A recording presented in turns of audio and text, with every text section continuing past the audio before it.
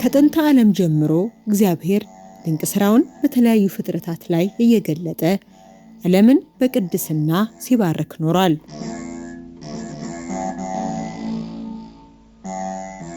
በቅድስት ቤተ ክርስቲያናችን እንደ ከዋክብት የሚያበሩ እንደ ጽጌረዳም መዓዛቸው የማይጠፋ የቅዱሳት አንስት ታሪክን ስንመለከት ደግሞ የሕይወት ምንጭ ሆኖ እናገኘዋለን። ለእግዚአብሔር ታምነው ክርስትናን በተግባር ኖረው ጌታቸውን በፍቅር አገልግለው ፍርሃትን አሸንፈው ለሰማያዊ ክብር የበቁ የተመረጡ ቅዱሳት አንስት በሞት ጨለማ ውስጥ የትንሣኤውን ብርሃን ለማየት ታድለዋል፣ ተለይተዋል። የመጀመሪያ የምስራች ተሸካሚ ሆኑት ቅዱሳት አንስት ጌታችን ትንሣኤውን ለሐዋርያት ሳይሆን አስቀድሞ ለእነዚህ እናቶች መግለጡ በቤተ ክርስቲያን ውስጥ ለእናቶች የተሰጠውን ትልቅ ክብርና ምስክርነት ያረጋግጣል። በመጀመሪያ የጌታን ትንሣኤን ለማየት ለሐዋርያትም ቀድሞ ትንሣኤውን ለማብሰር ከተመረጡ 36ቱ ቅዱሳት አንስት ውስጥ አንዷ የሆነችው መግደላዊት ማርያም።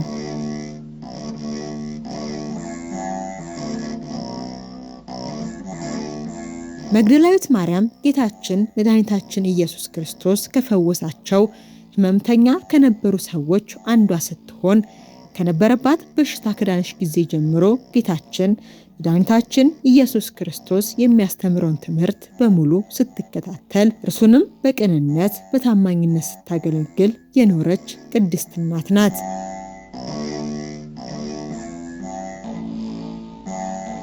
ስለ ክርስቶስ እየመሰከረች ስታስተምርም ስድብና ግርፋት ደርሶባት ከብዙ ተጋድሎ በኋላ ተጋድሏን ፈጽማ ነሐሴ 6 ቀን ዕረፍቷ ሆኗል። ቅድስት ቤተ ክርስቲያናችንም ይህችን ታላቅ ሰማዕትና ቅድስት እናት በስሟ ታቦት ቀርጻ ቤተ ክርስቲያን አንጻ ታከብራታለች።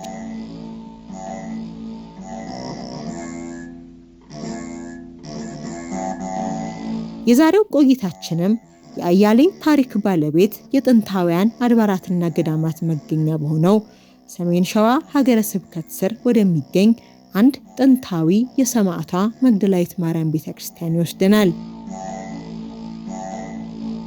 ርዕሰ ከተማ ደብረ ብርሃንን መነሻ አድርገን ወደ ሰሜናዊ አቅጣጫ ማልደን ተነስተን ጉዟችንን ጀምረናል።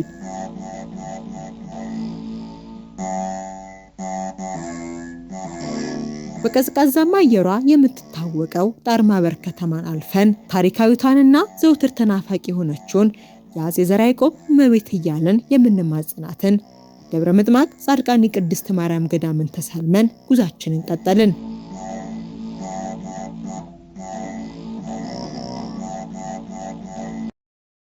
በታላላቅ ነገስታት የመጎብኘት ዕድል ያገኘችው የሞጃና ወደራ ወረዳ ቤተ ክህነት ዋና ከተማ ሰላ ድንጋይን አልፈን ከከተማ በስተምዕራብ አቅጣጫ ከደብረ ብርሃን 105 ኪሎ ሜትር እንዲሁም ከሰላ ድንጋይ ከተማ 30 ኪሎ ሜትር ርቀት ላይ ቤተክርስቲያኑ ወደሚገኝበት ሳሲት ቀበሌ ልዩ ስሙ ሰጋጥ ቆላ ከሚባለው አካባቢ ከመኪና ወርደን ከአንድ ሰዓት በላይ የሚፈጀውን የእግር መንገድ መጓዝ ጀመርን።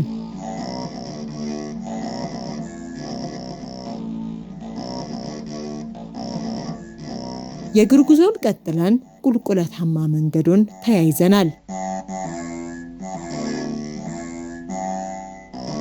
አካባቢው ዙሪያውን ስናማትር በተራሮች የተከበበ ሲሆን አስደናቂ መልክዓ ምድራዊ አቀማመጡ ቀልብን የሚስብ ውስጥን በሐሴት የሚሞላ ድንቅ ስፍራ ነው።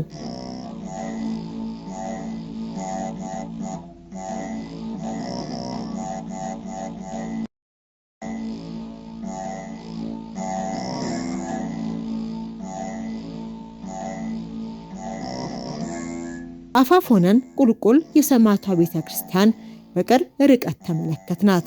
ዙሪያውን በተራሮች ተከባ ከመሃል ጎልታ ትታያለች።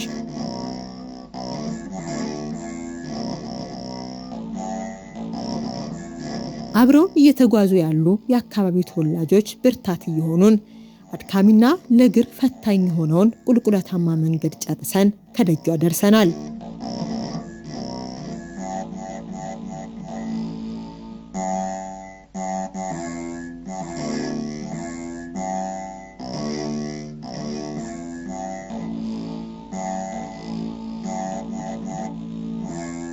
ከቦታው አምሽተን ስለደረስን በአባቶች አቀባበል ተደርጎልን አረፍ ብለን ስለ ቤተ ክርስቲያኗ ታሪክ እያወጉን አመሸን። ማለዳ ስለ ቤተ ክርስቲያኑ ታሪክ የሚነግሩንን አካባቢው ተወላጅና ቀደም ሲል ለረጅም ዓመታት በአገልግሎት የቆዩትን መሪጌታ አሻግሬን አግኝተን ታሪኳን ዝናዋን ለመስማት እየጓጓን ቆይታችንን ጀመርን።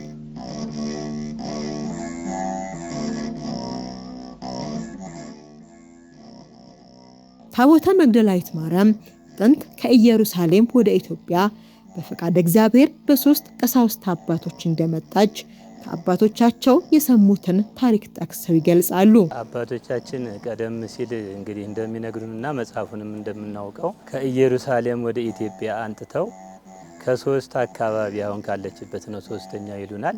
ቀሲስ ኪዳነ ሰናይ የሚባሉ፣ ቀሲስ ጎርጎሪዎስ የተባሉ፣ ቀሲስ ነዋየ ማርያም የተባሉ 3 አባቶች እዛች ቦታ ላይ አድርሰው እንደውም በዛን ቦታ ላይ በረሃ ውስጥ ነበርና በበረሃ ውስጥ አስቀምጠው ሲኖሩ እግዚአብሔር አምላካችን በዛው ላይ በእነሱ መንፈስ አድሮ ብዙ ተአምር ሰርተው እዛ እስከ ብራና መጽሐፍ ድረስ ያንን ብራና ፍቀው ቀለም በጥብጠው ጽፈው እስካሁን እስካለንበት ዘመን ድረስ ሲገለገልበት ይኖራል ማለት ነው። የመጽሐፍ ቀደም ባለው ጊዜ ያረፈችበትና ለበርካታ ዘመናት ስትገለገልበት የቆየችበት ስፍራ ቆላማና መንገዱ ምቹ ባለመሆኑ ምክንያት አሁን ህንጻ ቤተ ክርስቲያኑ ወዳለበት ስፍራ በፈቃድ እግዚአብሔር በ1788 ዓመተ ምህረት እንደመጣች ታሪክ ይነግረናል። አሁን ወዳለችበት ስፍራ በ1788 በመቃኞ በትንሽዬ ቦታ ነች ያስቀመጡት ይሉናል አባቶቻችን። እኛማ አናውቀውም። እዛች ውስጥ አስቀምጠው ሲቆዩ አባቶች ሲያገለግሉ በጣም ብዙ በርካቶች አባቶች ነበሯት ቀደም ባለው ዘመን። ከዚያችን ደግሞ ለማሻሻል እንደዚሁ አባቶች አሰባስበው ከዛ ምእመናቱም ተሰባስበው በትንሽ ቆይተው አሁን የምትገኝበት ቤተ መቅደስ በ1972 ዓመተ ምህረት ተሰርታ ይኸው አሁን እንግዲህ እንደምታዋት ቤተ ክርስቲያኗም በጣም በድህነት ላይ የምትገኝ ቤተ መቅደስ ነች። የህንጻ ቤተ ክርስቲያኑ አሰራርና የቅጽረ ግቢ ሁኔታ አጸዶቹ ሁሉ ጥንታዊነቱንና የታሪክ ባለቤት መሆኑን የሚመሰክሩ ናቸው።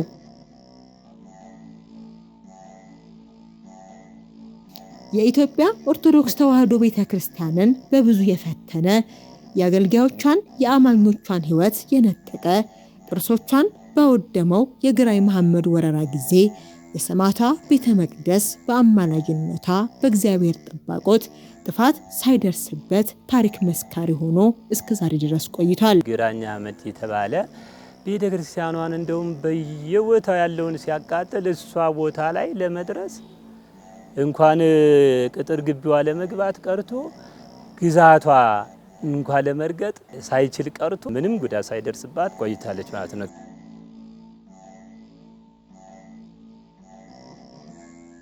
በ1977 ዓመተ ምህረት በሀገራችን በተከሰተው ድርቅ በደብሩ አባቶች ጸሎተ ምህላ በአካባቢው ምንም ጉዳት ሳይደርስ እንዳለፈም መሪጌታ አሻግሬ ታሪኩን ያወሳሉ። በ1977 በተከሰተ ተምች የሚባል እዛ ግዛቷ ላይ ሊደርስ እየተሳተፈ እንዳለ 3 ቀን ምህላ ሲይዙ አባቶቻችን በዛው ክስም ብሎ እንደቀረ ይሄን ሁሉ ገቢረ ተአምሩን እናውቃለን በእኛ በደረስንበት ማለት ነው። ድንቅ ተአምር እንደሆነ በጣም ይታወቃል ማለት ነው። በእኛ ሰፈር ላይ የምታረገው በዛች ቦታ ላይ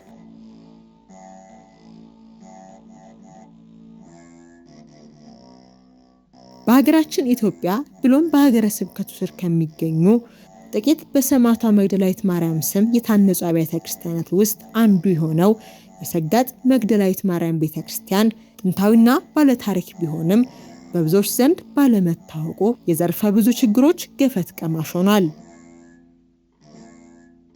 ቀደም ሲል የሊቃውንት መፍለቂያ ነች ቤተክርስቲያኗ።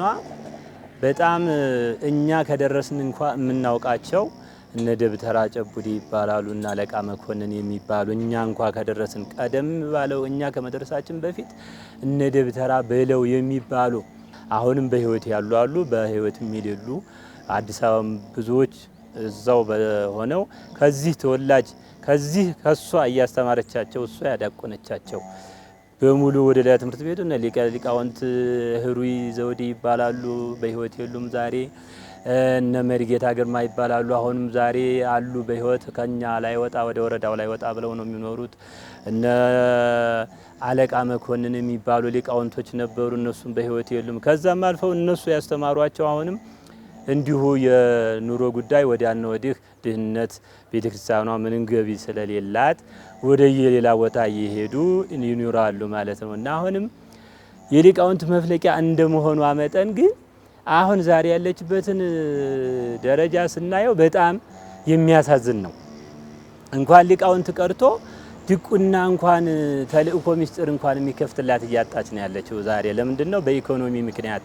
የአብነት መምህር አሁን ምንም ነገር የለም፣ ተተኪ የለም። ከስር ያሉትም ወዲያና ወዲህ የመረማመድ ባህሪ ስላለ አሁን የአብነት መምህር በጣም ችግር አለ። ትብብር ተደርጎ ወይም ርብርብ ተደርጎ እንደሚሆን ወደፊት እንግዲህ ከሁሉም ምእመናት ጋር ያው የማሳሰብ ሀሳብ አለ። ንዋየ ቅድሳት በጣም ያንሳታል ያለው የድሮ ቀደም ሲል አባቶቻችን ቀደም ሲል ያቆዩት ቀደም ሲል ወይም ደግሞ ያሉት አልባሳቶች ናቸው። አሁን ባሁኑ ያሉት አልባሳቶች አሁን ዘመናዊ ሆነ ወይም ደግሞ አዳዲስ ነገሮች ንዋየ ቅድሳት በጣም ያንሳል። ቅድስት ቤተክርስቲያኑ ውስጡ በጣም ብዙ እንደ መንበርም ሆነ ወይም ደግሞ ብዙ ነገሮች የመጽሐፍ ማከማመቻ ወይም ደግሞ ብዙ ነገሮች ያስፈልጓታል። ንዋየ ቅድሳቷ በጣም አነስተኛ ስለሆነ አሁን ያለውን ነገር ወደፊት እግዚአብሔር ፈቃዱ ሆኖ እንደ ሁሉም ተባብሮ እንደ ወደዛች ቤተክርስቲያን ተጠጋግቶ ያለውን ነገር በረከትና ቸርነቷን የእመቤታችን ገቢረ ተአምሯን ጀሞ በድምጽ ብቻ ሳይሆን በአካልም ወርዶ አይቶ ብዙውን የተቻለውን ያህል ቢያበረክት የሚል ሀሳብ አለ። በአካባቢው የሚገኙ የምእመናን ቁጥር አናሳ መሆኑም እንደ አንድ ችግር የሚነሳ ነው። ምእመኖቹ በጣም አናሳዎች ናቸው። ከ70 እስከ 80 ቢሆኑ ነው ልጁ መዋቂውም ተብሎ ማለት ነው። እና ከዛውም ያሉት ቤተክርስቲያን ሰው ምእመናቶች በጣም ትሁቶች ናቸው፣ ምስኪኖች ናቸው።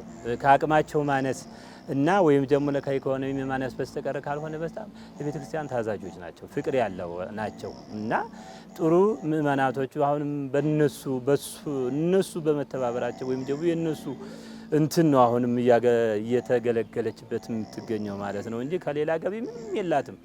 እነሱ ናቸው እነዛው በተቻላቸው እንግዲህ ጣኑንም ጧፉንም ለተለያየ ለክብረ በዓልም ሆነ ለተፈለገው ሰዓት ይሆናል በሚባልበት ጊዜ ህብረተሰቦቹ ባላቸው በፍቅር በትህትና እየተባበሩ እያስቀደሱ እያከበሩ እስካሁን ድረስ በእነሱ ትብብር ነው እስካሁን ያለችው ማለት ነው።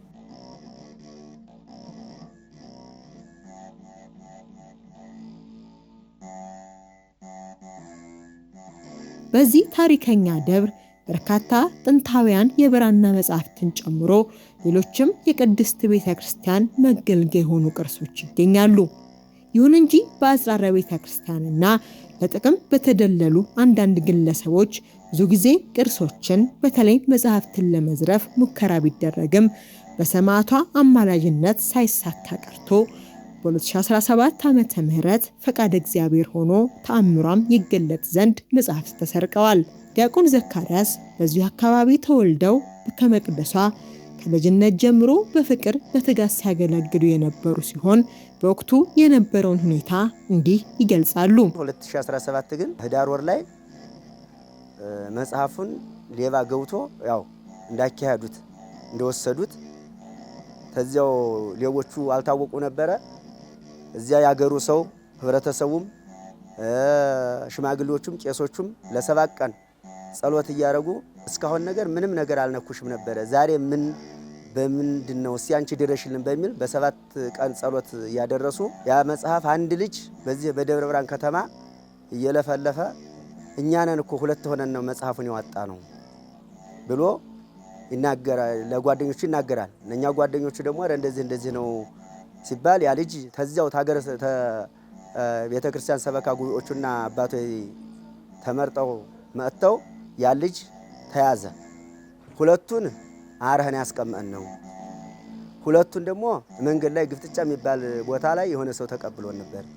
ሁለቱን ግን ወደ ደብረ ብርሃን ከተማ ይዘነው መጥተናል የሚል ቃል ሰጠ። ፖሊስ ጣቢያ ፖሊስ ይዞት ማለት ነው። እዚያ ስላሴ በውጭው ተቀምጦ አግኝተው ሌሊት ለኪዳን የሚገቡ እናቶች አግኝተው ለዘበኞቹ ይነግራሉ። ዘበኞቹ ደግሞ ያው ውስጥ ላሉት ለካህኖቹ ይናገራሉ። እዚያን እኔ ያው ነገሩኝ። እንደዚህ የጠፋ መጽሐፍ እንደዚህ አለ፣ አንድ ሃይማኖተ አብና አንድ ስንክሳር እዚያ በስላሴ ግቢ ይገኛል የሚል ነገር ሰማሁ። ሞጃና ወደራ ባህልና ቱሪዝም ማህተብ መጥቶበታል። መጽሐፉም ላይ ሞጃና ወደራ ይላል። ማህተብ አለው፣ የቤተ ክርስቲያኑ ማህተብ ተመቶበታል። በዚያ ነው እኛም ልንረከብ የቻልነው እና ወደ አባቶች ወደዚያ ወደ ሰበካ ጉባኤዎቹ እንደዚህ መጽሐፍ እዚህ ነው ኑና እናንተ ስለምታውቁት ያው የዱሮ ቄሰ ገበዙን አባበላቸው ወልደ ገብርኤልን እና ሰበካዎቹን ይዘው መጡ። ያን መጽሐፍ እዚህ ግቢ በቤተ ክርስቲያን ግቢ ደብረ ብርሃን ውስጥ ያለኑ ተወላጆች በሙሉ ተሰብስበን ሙሉ ለሙሉ ሁለቱንም መጽሐፍ ታገረ ስብከቱም የተወከሉ ሰዎች ሄደው አስረክበውናል። ተተረከብንም በኋላ እኛ ደግሞ ይዘን በእግራችን አጓጉዘን እዚያ አገራችን አስገብተናል መጽሐፉን ማለት ነው። ዲያቆን ዘካርያስ በጊዜው ለጥንቃቄ ሲባል የነበረውን የጉዞም ሁኔታ እንዲህ ያወሳል። ከዚህ ከደብረ ብርሃን ከቤታችን ከለይቱ 11 ሰዓት ነው የተነሳ ነው። እዚያ ሳሲት ከተማ የምትባለው ላይ 11 ሰዓት ነው ከቀኑ የደረስነው። ታች ቦታው ላይ የደረስነው ከምሽቱ 1 ሰዓት ነው። እዚያ ላለው ለህዝቡ አስረክበናል መጽሐፉ። እዚያም ያለው ህብረተሰብ ደግሞ በደስታ በእልልታ በጭብጫቦ ደስ ብሏቸው እውነት ተአምርሽን አሳየሽን፣ ታሪክሽን አሳየሽን ድሮ አባቶቻችን ሲሉ እንሰማ ነበር። አሁንም ሰማዕቷ ማርያም መግደላዊት በእሷ ተአምር ያ መጽሐፍ ተመልሶ ውስጥ ገብቷል። የአገሩም ህዝብ በደስታ ተቀብሏል። በዚህ ደብር የሰማዕቷ መግደላዊት ማርያም ፈዋሽ ጸበል የሚገኝ ሲሆን ብዙዎችን ከተለያየ ደዌ እንደፈወሰ አሁንም ገቢረ ተአምራቷ እንደቀጠለ የደብሩ አገልጋይ የሆኑት ቀሲስ እንዳለማው ደጀኔ ይገልጻሉ። በዚህ ቦታ ላይ በጣም ታላላቅ ተአምር እያየንበት ቆይተን ህዝቡም ወደዚህ እየመጡ ፈውስ እያገኙ በጸበሉ እየዳኑ ድህነትን እያገኙ ብዙ የሄዱበት ሰዓት አለ። ነገር ግን ቀደም ሲል ይሄ ህንጻ ቤተ ክርስቲያኑ ሲሰራ ከላይኛው ከላይ የፈለቀች ጸበል ነበረች። እሷን ቦታዋ የማይመች ሆኖ ይሄ ቦታ ላይ የተሻለ ቦታ ይሆናል በማለት ተህዝቡ ተወያይተን አወያይተን ከሀገሩ ሽማግሌ ካለው ማህበረሰብ ተወያይተን ይሄ ጸበል እንዲሰራና ያለው ህሙማን እንዲፈወስበት ያመቻቸንበት ምክንያት አለ። ምክንያቱም ከ2010 እና 2011 አካባቢ ጀምረን ይሄ ስራው እየተሰራ ወዲያውኑ እንደተጀመረ ጀምሮ ህሙማኖች እየመጡ እየተፈወሱበት እንዲሁም መናፍስት ርኩሳን ያደረባቸው በማእሰር አጋንንት የታሰሩ መንፈስ ያደረባቸው ሁሉ በዚህ ቦታ ላይ እየመጡ ለብዙ የተፈወሱ የምናውቀው ነገር አለ። ቀሲስ እንዳለማው በተለያየ ህመም በስቃይ ውስጥ የምትገኙ ምእመናን መታችሁ ፈውስን አገኙ ሲሉ በመግደላዊት ማርያም ስምም ጥሪያቸውን ያቀርባሉ። ማህበረ ቅዱሳን የቤተ ክርስቲያን ልጆች በዚህ ቦታ ላይ እየመጣችሁ ተአምሯን ገቢረ ተአምሯን እንድታዩና በጸበሏ እንድትፈወሱ የሰማዕቷ የማርያም መግደላዊት በረከትና ረድኤቷ ሁላችን አይለየንና በየቦታው ያላችሁ ቅድስት ቤተ ክርስቲያን ወገኖች በዚህ ቦታ ላይ እየመጣችሁ እንድትጎበኙልን ጥሪዬን በእግዚአብሔር ስም አስተላልፋለሁ። ህንጻ ቤተ ክርስቲያኑ ከእድሜ ብዛት አኳያ በርካታ ዘመናትንም ያስቆጠረ እንደመሆኑ ዙሪያውን የመሰንጠቅ አደጋ ያጋጠመው ሲሆን የድረሱልኝ ጥሪ እያቀረበ በሚመስል ደረጃ ላይ ይገኛል። ዙሪያውን ግንቡ ተሰነጣጥቋል፣ ቀለሙ ተፋፍቋል። በውስጥ ቤተ ክርስቲያን ወዳደሩ አሉ። እኔ ባለሁበት ወቅት በጣም ብዙ ካህን ነበረ። ብዙ ሰሞነኛ ሆነን ነበር። ለአራት ተከፍለን ነበረ። በየ4 ወሩ ነበር የሚደርስን። አሁን ግን ለአንድ መደብ እንኳን አነስተኛ ሆነውብናል። ለአንድ መደብ እንኳን አንድ ወር ለመቀደስ አሁን ካህኑ በሙሉ እዚያ እየተነሳ ወደ ሌላ ጋር ካፍ ወዳለበት ወደ ላይ እየወጡ ያው የደሞዝ ጭማሪ እያዩም የቤተ ክርስቲያኗ እዚያ ምንም ያው ሳንቲም ስለሌላት ሳንቲም በመፈለግ ወደ ሌላ ቤተ ክርስቲያን እየተነሱ እየሄዱ እያገለገሉ ስለሆነ አሁን በጣም ስጋት ወደፊትም ስጋት አለን ብለን የምንገምተው ያው ካህን ያጠረ ስለሆነ ቤተክርስቲያኗ እንዳትዘጋብን ብለን በጣም እየሰጋን ያለ ነው። ደብሩ መጠነ ሰፊ ችግሮች ያሉበት ቢሆንም በዋናነት ለነገዋ ቤተክርስቲያን ተተኪ የሚሆኑ አገልጋዮችን የሚያፈሩ መምህራንና ሌሎች ቢማሉልን ያሉትን ያነሳሉ። አንድ መምህር ሀገረ ስብከቱም አይተውልን ችግራችንን አይተው በያለበትም ደግሞ ሀገርም ተወላጅም የሆናችሁም ያልሆናችሁም ችግሩን አይታችሁ ቢያንስ የልጆች የሚያስቆጥር መምህር ቢቀጠርልንና ካህንን እንደበፊቱ እንደነበረበት በደማቅ እንድትከበር ሰማዕቷ ማርያም መግደላዊት መምህር ቢቀጠርልን ሀገረ ስብከቱ ጀምሬ ለሞላው ለሚከታተላት በሚዲያ ለሚከታተላት በሙሉ አቀርባለሁ። ዘመኑ ወቅቱ ትንሽ አስቸጋሪ የሆነበት ምክንያትና የኑሮ ውድነት ብዙ የተበላሸበት ስላለ ካህናቱ ወደ ሌላ አካባቢ እየተዘዋወረ ህዝበ ክርስቲያኑ ከቦታው ላይ ወዲያና ወዲህ እየተበታተነ ቅድስት ቤተ ክርስቲያኗ ህዝብ አጥ ካህናት ልትሆን ጫፍ ላይ እየደረሰች ነው ያለችው። ምክንያቱም ትውልዱ ዘመኑ ዛሬ ያለ ጥቅም መጓጓዝና መንቀሳቀስ ስለማይቻል ቅድስት ቤተ ክርስቲያኑ ምንም አይነት ጥቅም ስለሌለው የታቦቷ ቃል ኪዳን እየደገፈንና እየረዳን ለዚህ ሰዓት ድረስ ስናገለግል የቆየንበት ምክንያት ነው ያለ። የንዋየ ቅድሳቱ ችግር ብዙ ጊዜ በጎ ነገር እንደ ዘመኑ የምናገለግልበት ቤተ ክርስቲያኑ የተለያየ ወንበር የለውም። የማይግራፉ የተለያየ ነገር ያው የተለያዩ ነገሮች ዘመናዊውን ይዘው ተከትለው የሚሄዱ ቅርሶችም የሉም። በድሮ ቅርስ በደካማ ቅርስ ነው የምናገለግለው። ቤተ ክርስቲያኗ በጣም ቃል ኪዳኗ እያለ ሆኖ ብዙ የተዋወቃትና ያያትና ታሪኳን ጣዕሟን ፍቅሯን ያልተዳረሰ ስለሆነ በዚያ ምክንያት አንገብጋቢ ችግር ላይ ነው ያለችው። ቀደም ባለው ጊዜ በርካታ አገልጋይ አባቶች የነበሩበት ዛሬ ግን ምንም የገቢ ምንጭ የሌለው በመሆኑ ካህናት በልተው ለማደርና ቤተሰብ ለማስተዳደር ፈታኝ ሁኔታ ውስጥ በመግባታቸው እየፈለሱ ያሉበት ሁኔታ ውስጥ ይገኛሉ። የገቢ ምንጫችን ሰበካ ጉባኤ አስተዋጽኦ በአመት የተወሰነች አስራት በኩራት ትከፈላለች ከህዝበ ክርስቲያኑ 100 እንኳን ያልሞላ ህዝብ ነው ያለው። ካህናቱ ግን ያው የገቢ ምንጭ ምንም ስለሌለ ጥቅም ያጣበትና ቤተ ክርስቲያኗ ወደ ድህነ ወደ ታች እያቆለቆለች ነው ያለችው። ቃል ኪዳኗ በቃል ኪዳኗ የሚተማመኑ ወገኖቻችን ግራና ቀኝ ከወዲያና ከወዲህ አንዳንድ ስዕለት እያመጡ ቃል ኪዳኗ የደረሰላቸው ህመማቸው የተፈወሰላቸው ችግራቸውን የዳሰሰቻቸው ወገኖች ከግራና ከቀኝ እየመጡ ያችን አንዳንድ እንጥብጣቢ የገቢ ምንጭ እያደረጉልን በዚያ እየተቀደሰች ትገኛለች። በተለይ ብዙ የምስራች የሚሰጡ ወገኖች ናቸው ያሉት። በቦታው ላይ ደርሼ ህፃን ልጅ የለኝም ነበረ። እመቤታችን መግደላዊት ማርያም ሄደን ተስለን ወለድን፣ ወይም ደግሞ በጸበሏ ተፈወስን። ቅድስት ቤተ ክርስቲያኗ ሄጄ ጸሎት አስይዤ ጉዳይ ተፈጸመልኝ በሚል በአንዳንድ ተአምራቶች በዚያች እያሰባሰብን የገቢ ምንጭ በዚያች እየተቀደሰ ትገኛለች። ዲያቆን ዘካርያስ እንደ አካባቢ ተወላጅና አገልጋይ እያደረጉት ያለውን ድጋፍ በጥቂቱም ቢሆን እንዲህ ያነሳሉ። በወረዱ ጊዜ ማስቀደሻ ጿፍጣን ጀምሮ እንዳጠራቸው ስለማይ የሰሞነኛ አምስት ምንም ነገር እንደሌላቸው ያየው ያው አንዳንድ ጓደኛን እየጠየቁ እስካሁን እየወረደው እስካሁን እየተቀደሰች አለች። ያው ግን ለወደፊቱ ለቤተ ክርስቲያኗ ብዙም ድጋፍ ስላልሆነ ተዚህ በበለጠ ሁኔታ ቤተ ክርስቲያኗ እንድትገለገል ፍላጎቴ በጣም አለኝ። ወደፊትም እግዚአብሔር ተፈቀደልኝ እንግዲህ እሷ በፈቀደችው በአቅሜ የምችለውን አረጋለሁ። ለሷ ያው ምንም አላረገው ነገር የለም። የአባቶችን ተተክቼ እንደ አባቶቼ እንዳረግ ያው እሷንም እለምናለሁ። በዚህ ታሪካዊና የሰማዕቷ በረከት በበዛለት ቅዱስ ስፍራ መጥታችሁ በፈዋሽ ጸበሏ ፈውስ አገኙ፣ ከሚያልቀው በረከቷም ተካፋይ ሆኑ ሲሉ አባቶች ጥሪ ያቀርባሉ። ታሪኳንና ሁኔታዋን ቢመለከትልን ቦታዋን ያለችበትን የገድሏን ታሪክ ቢመለከትልን በጣም ፈቃደኛ ነኝ። ደግሞ እንደናንተ ፈቅዳ ሁሉም ደግሞ እንዲመጡ እንዲመለከታት የእመቤታችን የሰማዕቷ ቅዱስ ፈቃዱ ይሆንልን።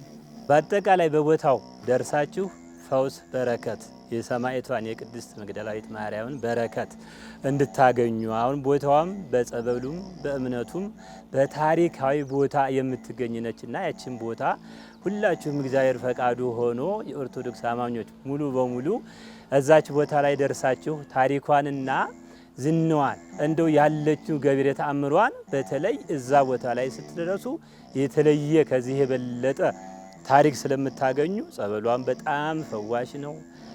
እምነቷ በጣም ነው የነገሯትን እማትረሳ በጣም ተአምረኛ የሆነች ቤተክርስቲያን ነችና እዛች ቦታ ላይ ሁላችሁም እንደ እግዚአብሔር ፈቃድ መጥታችሁ በረከት አግኝታችሁ ፈውስ አግኝታችሁ ሰላም ያጣችሁትም ሰላም አግኝታችሁ እንድትሄዱ እጃችሁንም ዘርግታችሁ ቦታውም ላይ ደርሳችሁ ያለውን ነገር እንድትረዱልን ስንል በትህትና እናሳስባለን።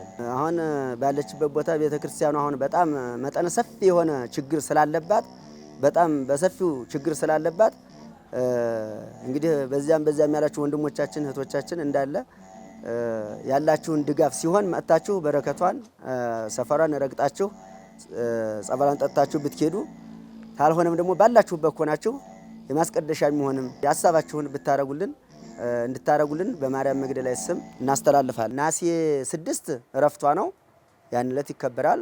ህዝቡም ይመጣል።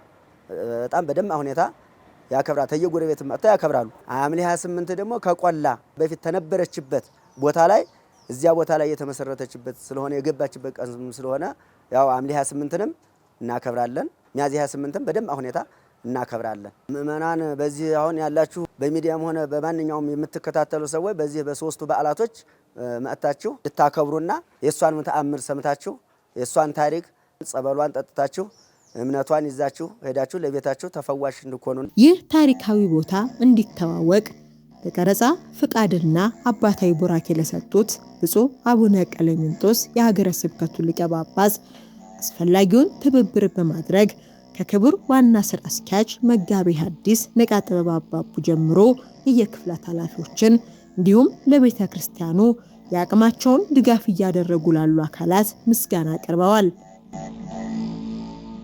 ስለ ቤተ ክርስቲያኑ በጆሮአችን የሰማነውን በዓይናችን አይተን ለመመስከር ከቦታው ተገኝተን የታሪክ ተካፋይ ሆነን እናንተንም የታሪኩ አካል ለማድረግ ወደ እናንተ አደረስን። ቤተ ክርስቲያኗን እንወቅ፣ በሚያስፈልገው ነገር ሁሉ በሐሳብ፣ በገንዘብ፣ በእውቀት እንደግፍ፣ እናግዝ እያለን በሰጋጥ መግደላዊት ማርያም ቤተ ክርስቲያን ያደረግነውን ቆይታ ፈጸምን። የሰማዕቷ አማላጅነት አይለየን። ከቦታው ደርሰን የበረከቷ ተካፋይ ያደርገን ዘንድ የቅዱስ አምላካችን መልካም ፍቃድ ይሁንልን። አሜን።